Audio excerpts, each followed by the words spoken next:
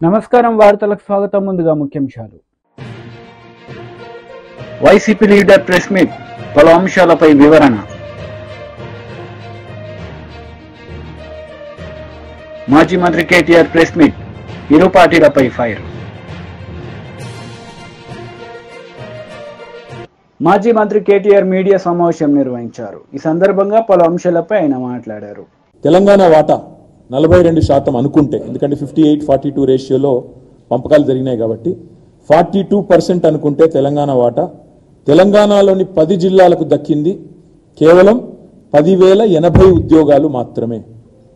మళ్ళొక్కసారి నేను చెప్తా ఉన్నా, 10 ఏళ్లలో తెలంగాణకు ఘనత వహించిన కాంగ్రెస్ ప్రభుత్వ హయాంలో 2004 నుంచి 2014 వరకు తెలంగాణకు దక్కింది ప్రభుత్వ ఉద్యోగాల్లో నియామకాలు జరిపింది కేవలం 10,000. 10 సంవత్సరాల్లో 10,000 అంటే సంవత్సరానికి 1000 ఉద్యోగాలు మాత్రమే.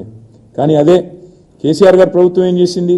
ఇవాళ కొంతమంది మిత్రులు మాట్లాడుతుంటారు, కేసీఆర్ గారు ఉద్యోగ నియామకాలే చేయలేదు, అసలు జరగనే లేదు, ఏమీ కానేలేదు అని మాట్లాడుతూ ఉంటారు. కేసీఆర్ ప్రభుత్వం చేసింది ఏంది అంటే, కేసీఆర్ ప్రభుత్వం చేసింది ఇది. ఏం చేసింది? పరిపాలనా అనుమతులు కేసీఆర్ గారి ప్రభుత్వ హయాంలో అడ్మినిస్ట్రేటివ్ శాంక్షన్ కొత్త ఉద్యోగాల భర్తీకి ప్రభుత్వంలో మేమిచ్చింది మొత్తం అనుమతి 2,32,308 ఉద్యోగాలు. నేను ఈ పేపర్లన్నీ మీకు ఇస్తాను, మీరు అందరూ కూడా చూసుకోవచ్చు, తర్వాత సవివరంగా చూసుకోవచ్చు. 2,32,308 ఉద్యోగాలు పరిపాలన అనుమతులు ఇవ్వడం జరిగింది. అందులో ఈ 2,32,308 ఉద్యోగాలకు గాను నోటిఫికేషన్ జారీ చేసింది 2,02,735 ఉద్యోగాలకు నోటిఫికేషన్ జారీ చేయడం జరిగింది. ఇందులో నేను ఒకసారి డీటెయిల్గా లిస్ట్ కూడా చెప్తాను. ఇందులో Telangana state public service commission ద్వారా అనుమతి ఇచ్చింది 60,918, నోటిఫికేషన్ జారీ చేసింది 54,015 ఉద్యోగాలు, భర్తీ చేసింది 35,250 ఉద్యోగాలు, ఇంకా ఒక 18,765 ఉద్యోగాలు ప్రక్రియలో కొనసాగుతా ఉన్నాయి. పోలీస్ రిక్రూట్మెంట్ బోర్డు ద్వారా 50,425 ఉద్యోగాలకు అనుమతి ఇస్తే నోటిఫికేషన్ 48,247 ఉద్యోగాలకు జారీ చేస్తే 47,068 ఉద్యోగాలు భర్తీ చేసినాము.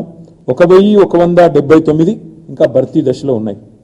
గురుకుల రిక్రూట్మెంట్ బోర్డు ద్వారా 17,631. కొంతమంది మిత్రులు మాట్లాడతారు, అసలు టీచర్ ఉద్యోగాల భర్తీ జరగలేదు తెలంగాణలో అని. గురుకుల రిక్రూట్మెంట్ బోర్డు ద్వారా 17,631 ఉద్యోగాలకు అనుమతి ఇస్తే 12,904 ఉద్యోగాలు భర్తీ చేసినాం. 3,694 భర్తీ దశలో ఉన్నాయి, భర్తీ చేసిన ఉన్నాయి. 9,210 భర్తీ దశలో ఉన్నాయి. అదేవిధంగా డిఎస్సి ద్వారా 34,100 ఉద్యోగాలకు అనుమతిస్తే అందులో నోటిఫికేషన్లు జారీ చేసింది 28,534, పూర్తి చేసింది భర్తీ చేసింది 22,892, భర్తీ దశలో ఉన్నది 5,642. మెడికల్ రిక్రూట్మెంట్ బోర్డు ద్వారా 14,283 ఉద్యోగాలకు అనుమతిస్తే 9,684 ఉద్యోగాలు నోటిఫికేషన్ జారీ చేసినాం. భర్తీ చేసింది 2,047, 7,637 భర్తీ దశలో ఉన్నాయి. యూనివర్సిటీ కామన్ బోర్డు, యూనివర్సిటీలను బీఆర్ఎస్ ప్రభుత్వం నెగ్లెక్ట్ చేసిందని కొంతమంది మిత్రులు మాట్లాడతారు. అన్ని యూనివర్సిటీస్కి ఒక కామన్ బోర్డు పెట్టి చేయాలి, ఒక సిస్టమ్ తేవాలి, రిఫార్మ్స్ తేవాలనే ఉద్దేశంతో కామన్ బోర్డు అని పెట్టాం. దురదృష్టం ఏంటంటే యూనివర్సిటీ కామన్ బోర్డుకు మోకాలడ్డం పెట్టింది గవర్నర్ గారు. ఆ బిల్లుకు మోకాలడ్డు పెట్టి టీడీపీ లీడర్ మీడియా సమావేశం నిర్వహించారు. ఈ సందర్భంగా పలు అంశాలపై ఆయన మాట్లాడారు. ఈ కార్యక్రమాన్ని అంతా కూడా సిఎస్ జవహర్ రెడ్డి నడిపించారు. దగ్గర 45 రోజుల నుంచి 60 రోజుల వరకు సమయం ఇవ్వాలి నోటిఫికేషన్కి.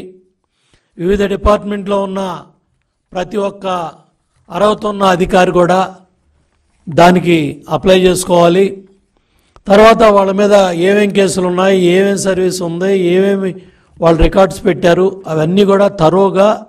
ఎందుకంటే ఒక ఐఏఎస్ ఉద్యోగం ఇచ్చేటప్పుడు, కన్ఫర్మేషన్ ఇచ్చేటప్పుడు ప్రభుత్వ శాఖలో ఇవాళ అవన్నీ కూడా చేయాల్సిన పరిస్థితుల్లో ఎన్నికల కోడ్ వచ్చిన తర్వాత కట్టుదిట్టంగా ఏదో ఒక విధంగా ఈ తతంగం అంతా కూడా పూర్తి చేసి తను అనుకున్న వ్యక్తులకి కన్ఫర్డ్ ఐఏఎస్ పదవులు కట్టబెట్టడానికి జవహర్ రెడ్డి పడిన ఆత్రాన్ని ఇవాళ మీడియా ప్రశ్నిస్తూ ఉంటే ముఖ్యమంత్రి కార్యాలయం నుంచి స్పందన లేదు, సిఎస్ జవహర్ రెడ్డి నుంచి స్పందన లేదు.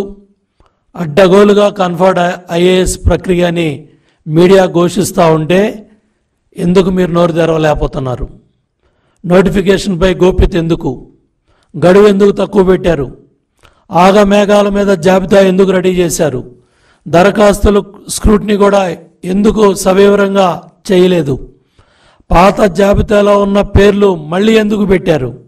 ఎన్నికల కోడ్ ముందే ఎందుకు హడావుడిగా కన్ఫర్మ్ చేసేసుకోవాలి, అన్ని కన్ఫర్మ్ చేసుకోవాలని ఎందుకు ఇంత ఆరాటం పడ్డారో సిఎస్ జవహర్ రెడ్డి రాష్ట్ర ప్రజలకి చెప్పాలి. అస్మదీయుల కోసం ఇంత అడ్డగోలుగా ఇంత ఆత్రంగా చెయ్యాలా అని చెప్పి నేను జవహర్ రెడ్డిని ప్రశ్నిస్తూ ఉన్నాను. ముఖ్యమంత్రి మరి ఈ ఆపద్ధర్మ ముఖ్యమంత్రి కనుసన్నల్లో జగన్నాటకంలో లండన్లో ఉన్న ఆయన ఆదేశాల మేరకు స్వామి భక్తి ప్రకటిస్తూ ఉన్న సిఎస్ జవహర్ రెడ్డి దీని మీద ప్రజలకు సమాధానం చెప్పాలి, సంజాయిషి చెప్పాలి. సిఈసి దీన్ని చర్యలు తీసుకోవాలని చెప్పి కూడా మేము కోరుతున్నాం. ఈరోజు జాతీయ అధ్యక్షులు నారా చంద్రబాబు నాయుడు గారు కూడా ఇవాళ ఎవరైతే అధికార యంత్రాంగం secretary department of personal and training government of ఇండియాలో వారికి ఉత్తరం రాశారు. అట్లాగే చీఫ్ ఎలక్షన్ కమిషన్కి న్యూఢిల్లీకి ఉత్తరం రాశారు. అట్లాగే Avinash Kumar principal secretary AP incharge ఏదైతే ఎలక్షన్ కమిషన్ విధులు చూస్తూ ఉన్నారో ఆయనకు కూడా ఈ ఉత్తరం రాయడం జరిగింది. ఏదైతే హడావుడిగా ఆర్భాటంగా ఇవాళ రాష్ట్ర కేడర్ అధికారులు ఐఏఎస్లను ఎంపిక చేసేందుకు ఇంటర్వ్యూలు నిర్వహించేందుకు ప్రభుత్వ ప్రధాన కార్యదర్శి జవహర్ రెడ్డి ప్రతిపాదనలు పంపడం ఎన్నికల నిబంధనలకు విరుద్ధంగా ఈ కార్యక్రమాన్ని చేపట్టారు.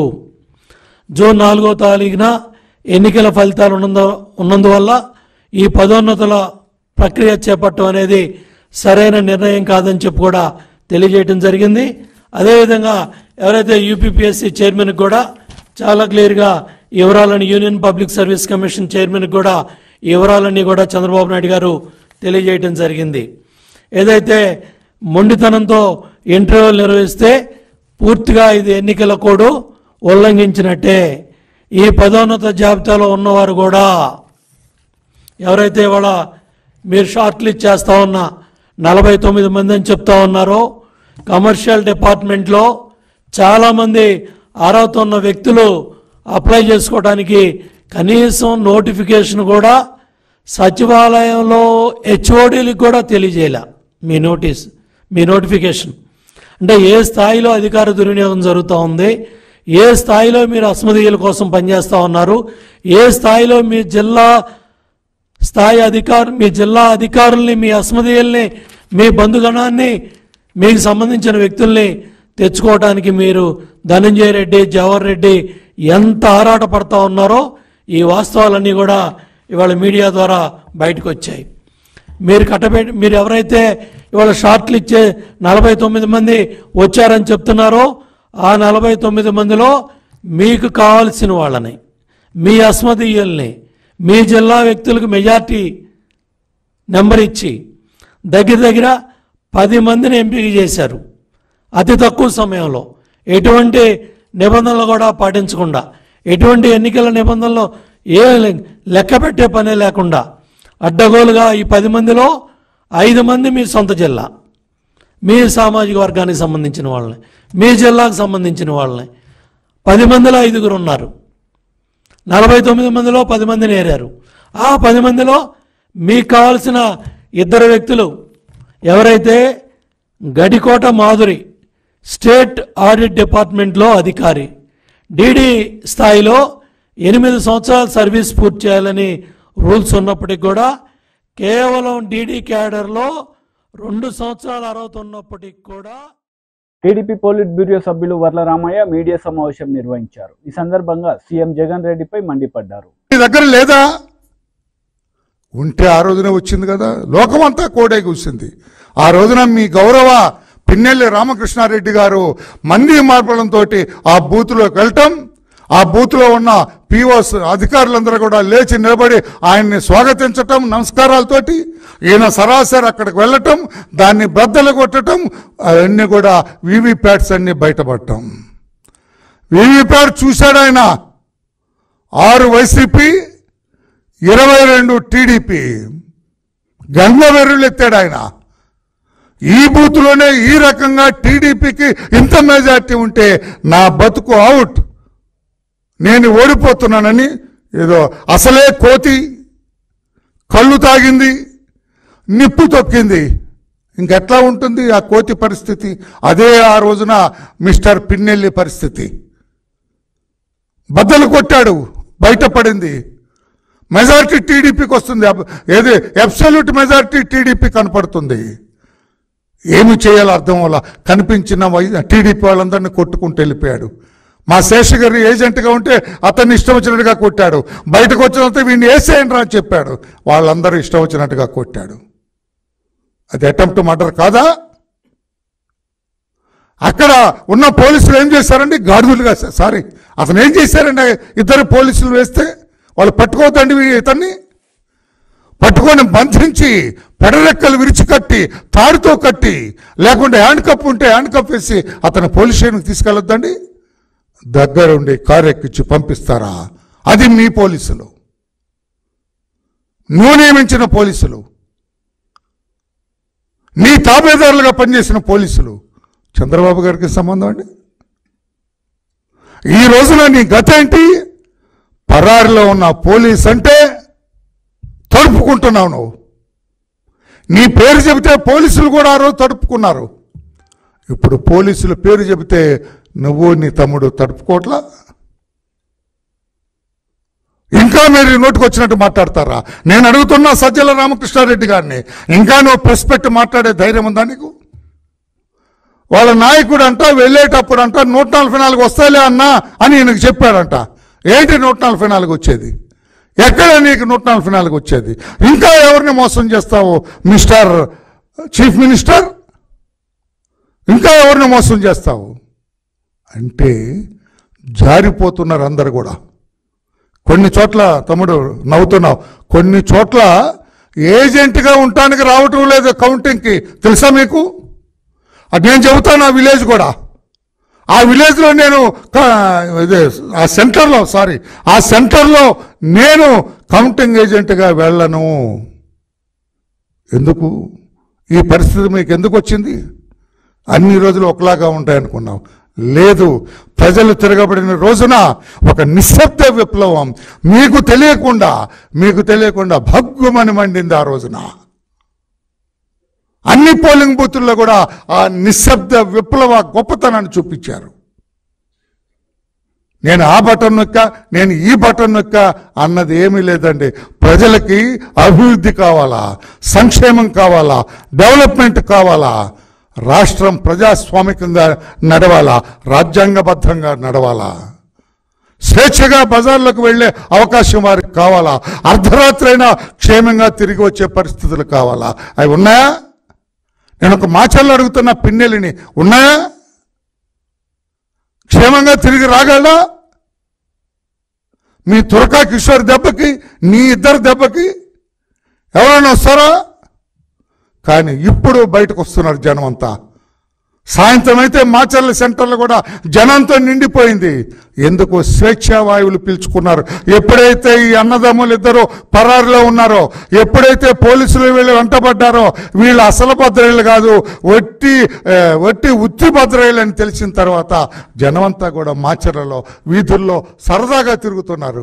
చెన్నకేశ్వరుడు గుడి దగ్గర స్వేచ్ఛగా వెళ్తున్నారు, దేవుణ్ణి స్వేచ్ఛగా సందర్శించుకుంటున్నారు. అక్కడ మీరెప్పుడైతే కాంగ్రెస్ నేతలు మీడియా సమావేశం నిర్వహించారు. ఈ సందర్భంగా పలు అంశాలపై వారు మాట్లాడారు. అనేటటువంటి వ్యక్తి తీర్మానం వల్ల వ్యక్తిగతంగా మాట్లాడిన విషయాలు ఇప్పుడు కాంగ్రెస్ పార్టీలో చేరిన తర్వాత, నేను కాంగ్రెస్ పార్టీ కాకముందు మాట్లాడినవి వేరు, నేను కాంగ్రెస్ పార్టీగా ఉన్నప్పుడు మాట్లాడేది వేరు. అప్పుడు కాంగ్రెస్ పార్టీ అభ్యర్థి కాదు, అదొక్కటే కాదు, అనేక విషయాలు ఉన్నాయి. ఆ విషయాలన్నింటినీ పక్కన పెట్టి ఇవాళ కాంగ్రెస్ పార్టీలో చేరిన తర్వాత వారితో మాట్లాడటం జరిగింది. కాంగ్రెస్ పార్టీ ఐడియాలజీని ముందుకు తీసుకొని పోయి కాంగ్రెస్ పార్టీ ఐడియాలజీ ద్వారా ప్రజలకి కావలసిన అన్ని సహాయ కార్యక్రమాలు, అభివృద్ధి సంక్షేమ కార్యక్రమాలు చేయడానికి ఒక వ్యక్తిగా ఒప్పుకొని ముందుకొచ్చాడు. చాలా మంది వేరే పార్టీల నుంచి కాంగ్రెస్ పార్టీలోకి వచ్చారు. ఇక్కడ ఒక్క దగ్గరే కాదు, అనేక దగ్గర వేరే పార్టీలో ఉన్నప్పుడు అనేక విషయాలు మాట్లాడారు. కాంగ్రెస్ పార్టీలోకి వచ్చిన తర్వాత కాంగ్రెస్ పార్టీ సిద్ధాంతం ద్వారా పనిచేస్తున్నారు. ఇవాళ ముఖ్యమంత్రిగా రేవంత్ రెడ్డి గారు మన కామ్రేడ్స్ అందరినీ పిలిచారు, టీజేఎస్ నాయకుడిని పిలిచారు. ఇంతకుముందు ఎప్పుడు ప్రతిపక్ష పార్టీలో ఉన్న నాయకులకి అపాయింట్మెంటే లేదు. హాఫ్ అన్ అవర్ 45 minutes అనేక విషయాలు మాట్లాడారు. వ్యక్తిగత సమస్యలు కూడా మళ్ళీ 1-to-1 కూడా మాట్లాడారు. ముఖ్యమంత్రి అంటే అందరు ప్రజల సమస్యలను తెలుసుకోవాలనే ఆలోచనతో చేశారు. అది కాంగ్రెస్ కల్చర్, అదే నడవబోతుంది. రేపు అది ఎస్సీలు కానీ, ఎస్టీలు కానీ, మైనార్టీలు కానీ కొన్ని రాజ్యాంగపరమైన హక్కులు వాళ్ళకి ఎందుకు ఇచ్చారంటే వాళ్ళంతా సామాజికంగా, ఆర్థికంగా, రాజకీయంగా వెనకబడి ఉన్నారు. వాళ్ళు కూడా ముందుకు తీసుకొని పోవాలని రాజ్యాంగ హక్కులు ఇచ్చారు. వాటి మీద భిన్నాభిప్రాయాలు వ్యక్తపరిచి ఉండొచ్చు. ఇప్పుడు అవి లేవు. ఇప్పుడంతా రాజ్యాంగం, కాంగ్రెస్ పార్టీ ఆలోచన, దాని మీదనే మన తీర్మాన్ మన్నెల్ల గారు ముందుకు పోతారు. కాబట్టి వారికి అందరూ ఓట్లేసి గెలిపించాలని Congress party senior vice president గా నేను కాంగ్రెస్ పార్టీ తరఫున అందరికీ ప్రార్థిస్తూ విజ్ఞప్తి చేస్తున్నాను. అంజయ్ గారికి ఇంగ్లీష్ రాదు, తెలుగు కూడా పెద్దగా రాదు. ఒక హిందీలో, ఉర్దూలో బాగా మాట్లాడేవాడు. కానీ రాష్ట్రానికి ముఖ్యమంత్రి అయ్యాడు. చరిత్ర తెలియనివాడు, పరిపాలన చేయడానికి అనర్హుడు, ఒక పార్టీని నడపడానికి కూడా అనర్హుడు. ఏం మాట్లాడుతున్నారు? బిడ్స్ పిల్లని చదివినోడే పట్టభద్రుడు అయితే వాళ్ళ కాలేజీలకు పోయి ఓట్లు అడగమనండి. బిడ్స్ పిల్లానిలో చదువుకునే వాళ్ళనే ఓట్లు అడిగి ఆయన గెలిపించమనండి. ఇప్పుడు ఎవరు పట్టభద్రులు అంటే BA, BCom, BSc, BE, MBBS, నేను డాక్టర్ని, వీళ్ళందరం కలిసి ఒక పట్టభద్రుల జరిగేటటువంటి బిడ్స్ పిల్లని కాలేజీలో జరిగే ఎన్నికలు ఇవి. ఏం మాట్లాడుతున్నారు కేటీఆర్ గారు? అందువల్లనే మొన్న మిమ్మల్ని ఎన్మాస్ గా ఓడించి కాంగ్రెస్ పార్టీని గెలిపించి ప్రభుత్వంలో తెచ్చారు. ఏం మాట్లాడాలో తెలియక రోజు శాపనార్థాలు పెట్టడమే మీ దగ్గర ఉన్న పని. శాపనార్థాలు ఎవరు పెడతారో తెలుసా? అత్యంత బలహీనుడు, చేతకానివాడు, ఏమీ చేయలేనివాడు ఊరికనే శాపనార్థాలు పెడతాడు. బలమైన వాడు ఆరోపణలు చేస్తాడు, నిరూపిస్తాడు, యుద్ధం చేస్తాడు. అదేం లేదు నీ దగ్గర. తీవ్రంగా ఖండిస్తున్నాను. ఈ మాటలను విత్డ్రా చేసుకోవాలి. నువ్వు పట్టభద్రులకు జరిగేటటువంటి ఎన్నికల్ని అవమానపరుస్తున్నావు. అసలు నీ మీద కేసు పెట్టాలా? బిడ్స్ పిల్లలు ఏంటబ్బా పల్లి పెట్టాలని నమ్ముకున్నాడు అంటే ఏమన్నా అర్థం ఉందా? వైసీపీ లీడర్ ప్రెస్ మీట్ నిర్వహించారు. ఈ సందర్భంగా పలు అంశాలపై ఆయన మాట్లాడారు. కౌంటింగ్ చేసిన తర్వాత ప్రజల్లో మనకున్న విలువేంటో తెలియాలి. ప్రజలు మన గురించి ఏమనుకుంటారని తెలియాలి. మంచిగా ఆలోచిస్తా అంటే మంచిగా వస్తుంది. తప్పు చేస్తే ప్రజాభిప్రాయాన్ని మనం ఫీల్ చేసినట్టు మనకు వద్దని చెప్పారు. 65% తుమ్మలగుంట పోలింగ్ ఎందుకు అవుతుంది? నిజంగా నేను చేయాలనుకుంటే ఎవరు నిలబడతారు కూతురు? అక్కడ మా ఊర్లో ఊరంతా ఒకటిగా ఉన్నప్పుడు, 90% ఒకటిగా ఉన్నప్పుడు మేము పోలింగ్ జరిగింది కదా. 65% పోలింగ్ అయింది కదా. 65% పోలింగ్ ఎందుకు అర్థమేమి? నేనే చెప్పాను క్లియర్గా. అంటే మనకు వద్దు, మన మీద ప్రజల్లో ఉన్న అభిప్రాయం ఏంటో తెలియాలి అంటే మనం తప్పు చేయకూడదు. ఒక ఓటు కూడా మనం తప్పుగా మార్కులు వేయించకూడదు. ప్రజలు ఓటు డైలీ రిజల్ట్ వచ్చిన తర్వాత చూద్దాం ప్రజలు మనకున్న స్థానం ఏందో, ప్రజలు మనం అంటే ఉన్న గౌరవం ఏందో కొంచెం తెలుసుకుందాం. ఒకసారి వదిలేయని చెప్పారు. మీరు ఆలోచించాలి ఒకసారి కూడా. ఆత్మీయులారా, నేను చెప్తాను ఈరోజు కూడా, నాన్నగారు కూడా, నా శ్రీమతి నాన్నగారు కూడా, రాజకీయాలు జీవితంలో ఒక భాగమే తప్ప జీవితం ఎప్పుడు రాజకీయం కాదు. రాజకీయం కూడా జీవితంలో చెయ్యాలంటే లీడర్ అనేవాడు ఎప్పుడు యాక్టర్గా ఉండకూడదు. నాయకుడు అనేవాడు ఎప్పుడు, తను ఒకసారి చెప్పారు, చంద్రగిరిలో ధర్నా చేశారు. చంద్రగిరిలో ధర్నా చేస్తూ ఆ రోజు కిరోసం తెచ్చిపెట్టుకోండి, మీరు ఇంట్లో కిరోసం తెచ్చిపెట్టుకొని నన్ను అరచేతి నేను పోసుకుంటా, అరచేతి ఆత్మహత్య చేసుకుంటానండి. సో అధికారులు కుయ్యమని అడుక్కున్నారు, చేశారు. ఆర్టీఓస్కి వచ్చారు, పెట్రోల్ పోసుకోండి. ఆర్టీఓస్కి ఏమని ఈ పెట్రోల్ పోసుకొని ఓట్లు దొంగ ఓట్లు ఉన్నాయి, నేను సూసైడ్ చేసుకుంటానన్నాడు. ఆ తర్వాత ఎలక్షన్ జరిగేటప్పుడు సాక్షాత్ లోకేష్ గారు తప్పట్టున్నారు. లోకేష్ గారి సమక్షంలో నాకు కానీ ఓటు వేయకపోతే 4 ఏళ్ళ తర్వాత నా శవం చూస్తానన్నట్టు మాట్లాడాడు. నేను చచ్చిపోతానన్నట్టు మాట్లాడాడు. నేను అడుగుతున్నా, తన వీడియోలు పెట్టాడు, వాట్సాప్లో పెట్టారు, చాలామంది చూపించారు. తను ఓటు వేయకపోతే తను ఏదో చేసుకుంటే 4 ఏళ్ళ తర్వాత ఇంకా నేను ఉండను అని చెప్తున్నాడు. ఎమోషనల్గా పబ్లిక్ని ఓటు కోసం ఇలా ఆత్మహత్య చేసుకుంటానట్టు మాట్లాడుతున్నాడు. దీన్ని కౌంటర్ ఇద్దామంటే నేను ఆ రోజు ఒకటే చెప్పా, మరి లీడర్ అనేవాడు ఎప్పుడు కూడా నాయకుడు అండి. ఇప్పుడు ధైర్యం చెప్పేవాడు నాయకుడు, నడిపించేవాడు నాయకుడు కావాలా. ఒకటి ఇబ్బంది తిన్నాను బుద్ధం తట్టేవాడు నాయకుడు కావాలా. ఒక చిన్న దర్రాజు సూసైడ్ చేసుకుంటాను వాళ్ళు, దొంగోట్లని సూసైడ్ చేసుకున్నాను వాళ్ళు. నా ఓటు అయిపోతే నేను ఆత్మహత్య చేసుకుంటాను, 4 తర్వాత నా శవాన్ని చూస్తాననేవాడు నాయకుడు ఇప్పుడు కాలేదా. పదవులు రావచ్చు రాకపోవచ్చు, కానీ నాయకుడు ఇప్పుడు కాలేడు, నువ్వు వదిలేడు అని చెప్పిన. నాకు అన్న చెప్పిన కౌంటర్ ఇద్దామంటే అవసరం వదిలేస్తాను. నాయకత్వ లక్షణాలు రావాలంటే ముందు తనకు ధైర్యం రావాలి.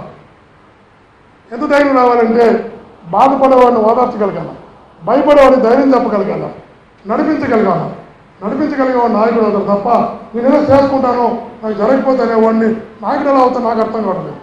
తప్పట్టాను కాదు. ఇప్పుడు ఆ మాట అనేది నోట్లో ఎప్పుడు ఏ నాయకుడు కూడా రాకూడదు.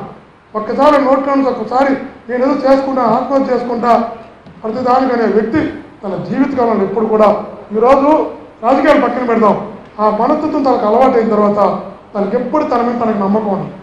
మీరు గుర్తుపెట్టి మీకైనా కూడా నాకైనా కూడా నా బిడ్డలకైనా కూడా చెప్తున్నాను, తన మీద తనకు నమ్మకం లేనివాడు ఎప్పుడు ఇలాంటి మాటలు మాట్లాడుతాడు.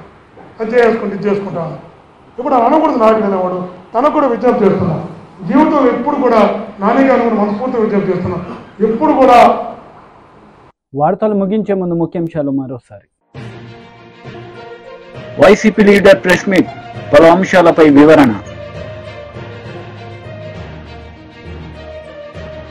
మాజీ మంత్రి కేటీఆర్ ప్రెస్ మీట్, ఇరు పార్టీలపై ఫైర్. ఈ వార్తలు ఇంతటితో సమాప్తం. తిరిగి ప్రసారమయ్యే వార్తల్లో మళ్ళీ కలుద్దాం. అంతవరకు సెలవు. నమస్తే.